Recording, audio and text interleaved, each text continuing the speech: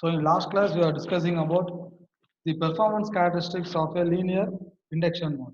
Performance characteristics of linear induction motor. So the performance characteristics in the sense, it is a plot between efficiency and slip, thrust force and slip, and power factor and slip. Now we are going to see the characteristics for torque versus frequency, torque versus voltage, and torque versus air gap for a linear induction motor. So now for this, we are going to see the plot.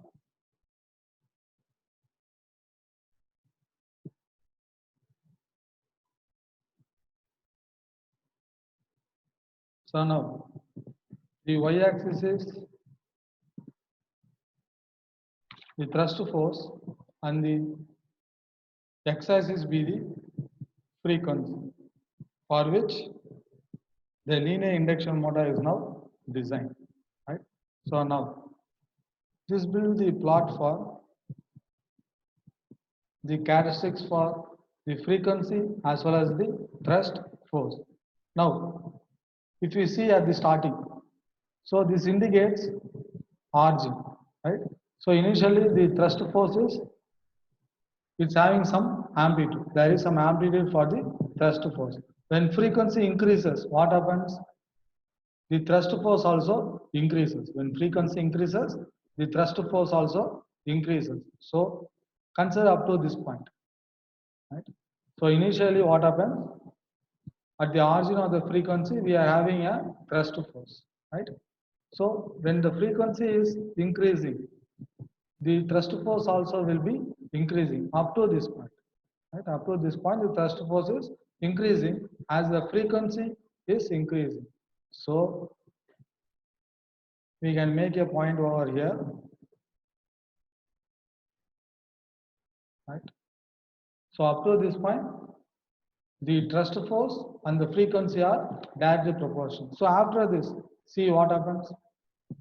After this, up to this point. So after this point, what is happening? When frequency is increasing, the thrust force is decreasing. So here, the thrust force and the frequency are directly proportional, right? Whereas in this region, the thrust force and the frequency is inversely proportional. So after this, what is happening? When frequency increases, the thrust force becomes constant. The thrust force becomes constant. So this is the maximum value of thrust force, and this one be the minimum value of thrust force. So if you want to get a better efficiency of this linear induction motor, we have to set a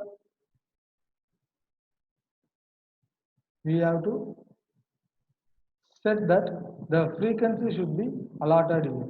So this is the region where we can be able to get the maximum efficiency. So if this is the frequency, we can be able to get the maximum efficiency.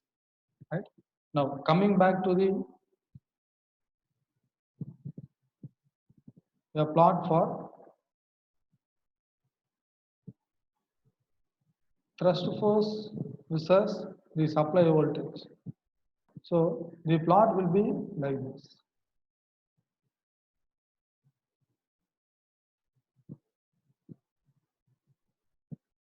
The plot will be like this. So we have to see here.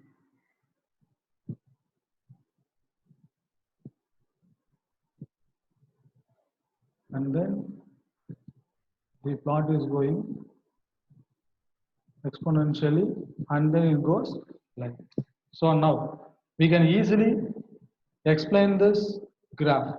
See, just consider this one as a different instant. Consider this plot with different instant. See, so take this one as voltage 1 and take this one as voltage 2. So what happens now? At the initial case, when the voltage is applied up to the origin of voltage to the V1 of voltage. What happens? The thrust force increases linearly. There is a linear increase in thrust force. And then from V1 to V2, it is increasing exponentially. The thrust force is increasing exponentially. After that, what happens? At the instant of V2, the thrust force becomes constant. Sorry, the voltage becomes constant. Whatever may be the amplitude of thrust force, the voltage remains constant. So this is the plot for torque versus, sorry, that is the thrust force versus supply voltage. And the last characteristics is the characteristics for thrust force versus air gap length. Generally, we know the length of the air gap for the linear motor is quite higher than a circular machine. So, according to this aspect, initially the torque will be constant with a minimum value of air gap. When the air gap is increased, it is decreasing exponentially and then become constant at a particular air gap. So now, for explaining, it is, we can take this one as with two instances. So now, at this instant, see what happens? At this instant, the air gap is minimum. At this instant, the air gap is minimum, whereas the thrust force is maximum. At the beginning, that is at the starting stage, with a minimum value of air gap, the air gap is less and the torque is maximum.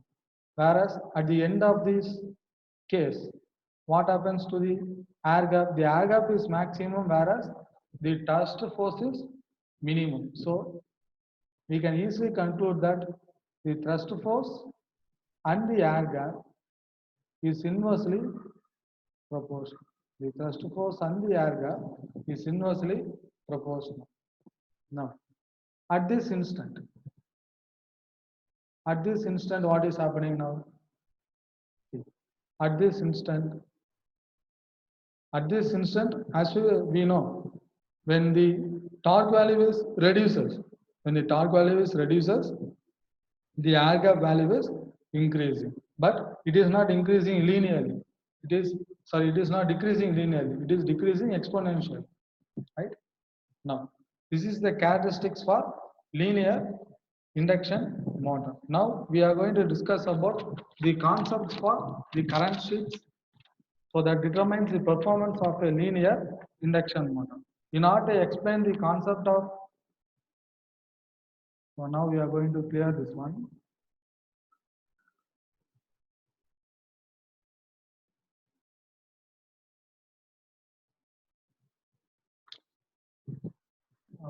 Going to clear all the diagrams, and now we are going to see the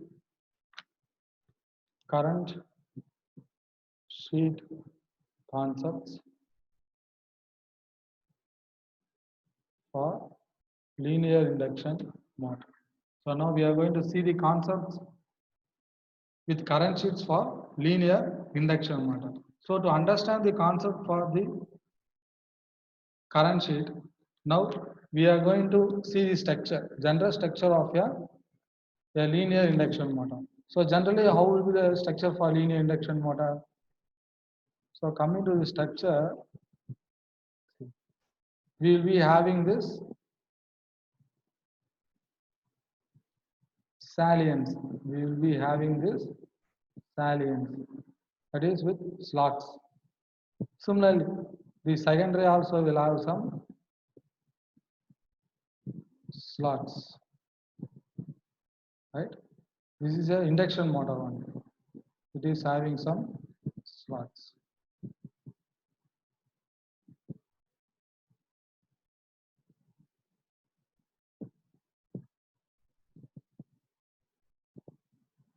Right.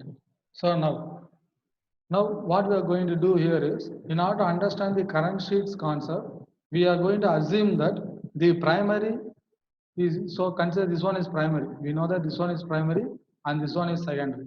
So we are going to assume that this salient in structure. That is, the primary which is having slaughter is now replaced with a smooth surface.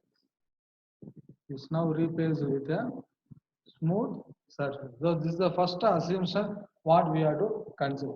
So the first assumption is we are going to consider this projection of lamination for the primary is now replaced with a smooth surface. Right? Is now going to be replaced with a smooth surface. Right? And then this one is nothing but the current sheet. And this one is nothing but the current sheet. Now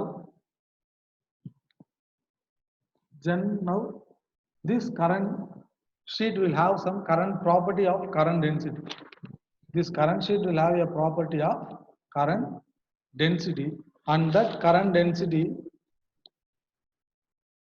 to be in the linear format. To be in the linear format, and the current density which is found in this smooth surface should be in the linear format. Generally, if it is an induction motor, the current density will be assumed in the form of the rotating magnetic field, in a form of a circular induction motor. But in case of linear induction motor, the current density should be assumed in the form of linear, that is in the form of transverse in motion, right? So now these sheets will have a MMF. This sheet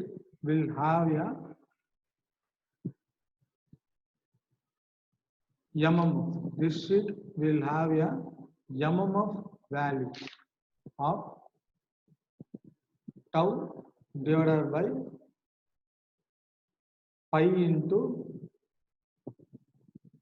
A1, and this is the MMF produced by the current sheet. Now, in the case of secondary also, we are going to consider a smooth surface. So primary we are consider a smooth surface, which is the current density should be found in the form of linear. Similarly, for the secondary also we are going to consider a smooth surface. So in that smooth surface also we are going to find out a MMF, that is the maximum value of MMF, and that maximum value of MMF also it is tau divided by pi into A2, and this tau is nothing but pole pitch, and this tau is nothing but the pole pitch, right? And this tau is nothing but the pole pitch.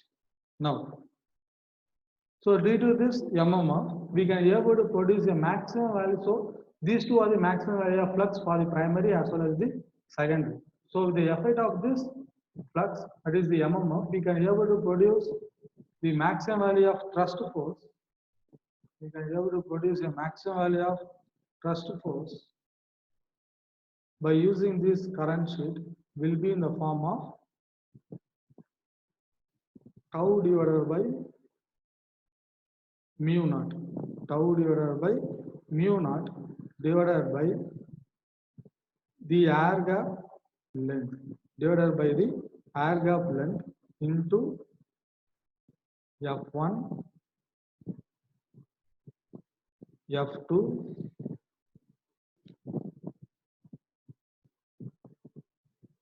sin H pi divided by tau, H pi divided by tau.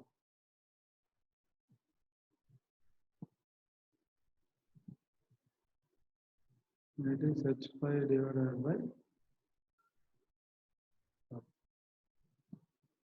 We know that tau is nothing but the pole pitch, and then mu naught is the permeability of air. Mu naught is the permeability of air, and F1, F2 are the maximum value of MMF. As is written here, it is not the instantaneous value or the average value of MMF. It is the maximum value of MMF, and it is since we are giving a AC supply to the machine, so we are considering as sine wave, and H indicates the free displacement value. H indicates the free displacement. So displacement, so what is your displacement? Now consider this is the initial position of your secondary. So this one is the initial position of a secondary. When the primary is moving faster rate, when the primary is moving, consider the primary is moving in this direction with a faster velocity rate. So what happens? There will be some disturbances to the secondary. So that what will happen is position may change. The position may change due to the production of this force in the stator. So consider this one be the change in position. This one be the, so similarly this poles also. Similarly this poles also. There will be some change in the position. So that difference. So this change in the position and this difference, this change in the position. So we can able to see this difference. One is in red in color, another one is in somewhat rose in color. So this change in the difference is nothing but the H, that is displacement, right? And now F1, F2 are the maximum value of MMF that we know, and tau be the pole pitch, right? So from this equation, we can say that the thrust force is directly proportional to the pole pitch. Thrust force directly proportional to the pole pitch, and inversely proportional to the air gap of a machine. Inversely proportional to the air gap of a machine. So now we are entering much more deeper to the concept of the current sheet. Now, coming to the concept of current sheets. Now see here, consider the primary. We are going to consider here primary. Consider this one as primary, right? And now we are going to consider here secondary. And now we are going to consider here secondary, right? And now we are going to see that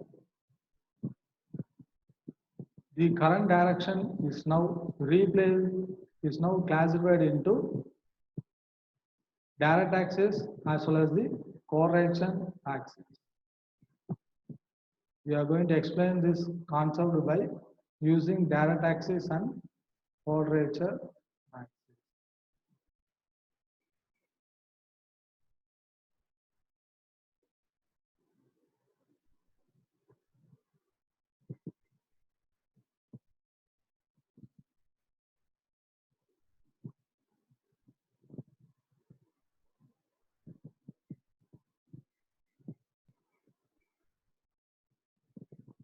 So now, initially, we should have the direct axis, and here quadrature axis. This is direct axis, right? Again, the next one will be the quadrature axis, and this is direct axis, right? So now we are going to make a horizontal plane. We are going to make some horizontal plane, right? Consider these two are the horizontal plane, right? So now we are assume the primary. So this one be the primary,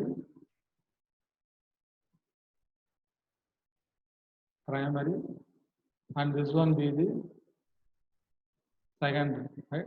So this is primary and this one is secondary. So now, since we are using a sinusoidal input waveform, that is a power supply, we are going to estimate the current density also in the form of sinusoidal waveform. So the current density at the direct axis is minimum. The current density of the direct axis is minimum and quadrature axis becomes maximum. Again, the direct axis becomes minimum and the quadrature axis becomes maximum. Again, it goes to minimum. And this is the waveform for the current density with primary, which is fed by a sinusoidal waveform, sinusoidal input. Now, with respect to this sinusoidal input which is found in the primary, we are going to estimate a current density in the secondary, right? So it will not be as similarity. It will not be in phase as it is in the form of primary. Due to the involvement of the force, which is found in the secondary, there will be some displacement in the current density values, right? So the current density may have some displacement here. So now we are going to consider a small amount of displacement, right? We are going to consider a small amount of displacement,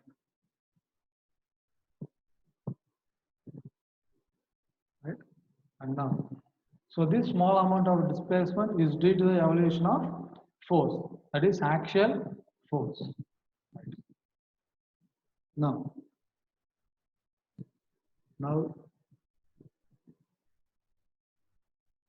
we are going to estimate this axial, or we are going to estimate this current density.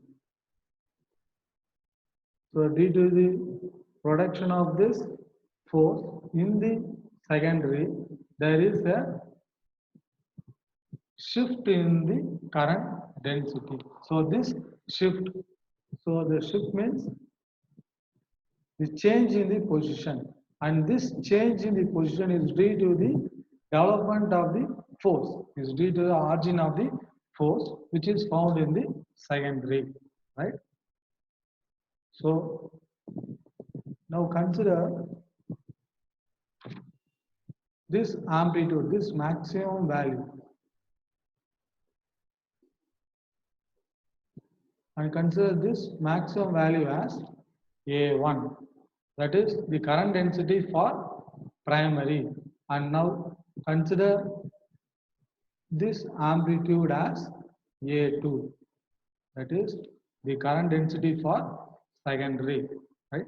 So now with this concept, now we are going to see how this secondary is now analyzed with the aspect of direct axis and quadrature axis, because at the beginning itself we have said that each and every instant for the primary and secondary we are going to analyze with the direct axis and quadrature axis.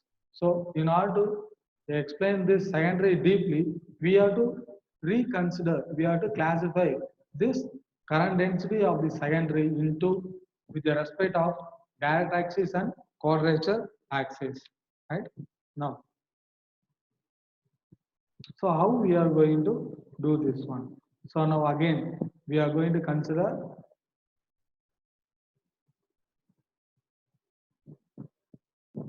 axis for direct axis.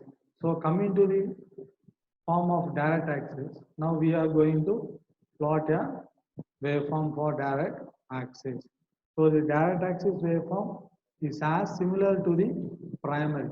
The direct axis waveform will be as similar to the primary.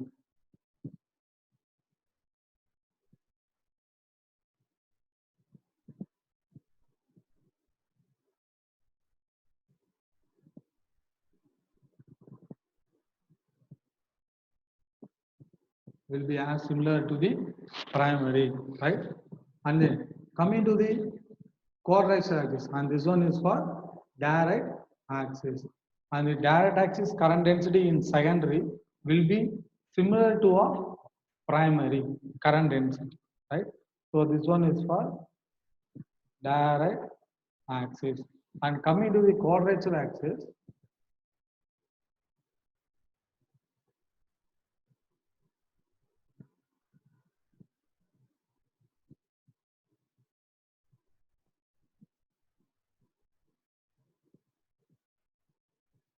I just extend this axis lines. And for the quadrature axis, there will be a phase shift. So definitely there will be a phase shift between direct and quadrature axis. So here what happens? In direct axis, the current density is maximum, right? Definitely in quadrature axis, the current density will be minimum, right? Now, here in this instant, in direct axis, the current density is minimum. Here in quadrature axis, the current density is maximum. Now, in this duration, the current density is reducing, right, to the negative value. But here, it is reducing to a minimum value. Right?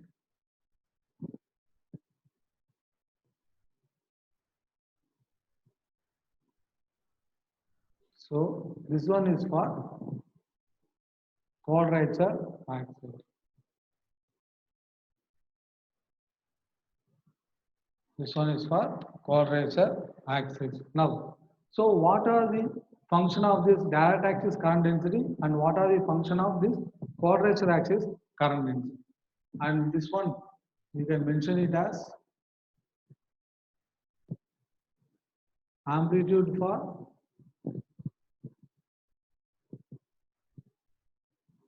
current density of direct axis, and this one be the amplitude of current density for quadrature axis, right? So it is mentioned by AD and AQ. Now, what are the function of direct axis current density and what are the functions of quadrature axis current density? So coming to the function of direct axis and quadrature axis current density is, its main function of direct axis is to, it is for power transfer. It is for power transfer from primary to secondary, right? So its main function is to transfer the maximum power from primary to secondary. Its main function is to transfer the maximum power from primary to secondary, right?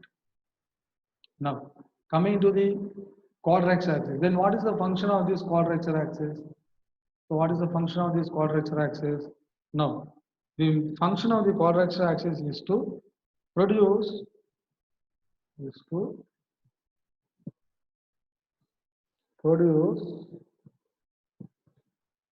interaction force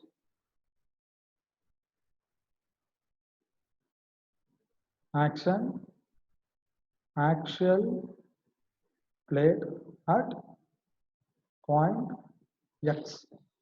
At point x means at any point, right? So here, what is that point x? It is mentioned. So before dealing with this, we have to go to much more deeper with this secondary, right? So coming back here, now consider this one, this duration. This duration is nothing but h. That is the displacement. That is the displacement. So actual is here, and it should end with here, but it is not ending here. What happens? It is somewhat extended. Then only the secondary is coming to 0. So now, what is this x? At point x means what? So from this point and this point is said to be as the x point, right? And this duration is said to be as x duration, and this one is said to be as the displacement value. So from here to here it is moved, that is displaced due to the effect of force. So the work of quadrature axis is to produce an interaction force between the primary and the secondary. So with the effect of this interaction force, there is a change in the position of the current density waveform in the secondary with respect to the primary.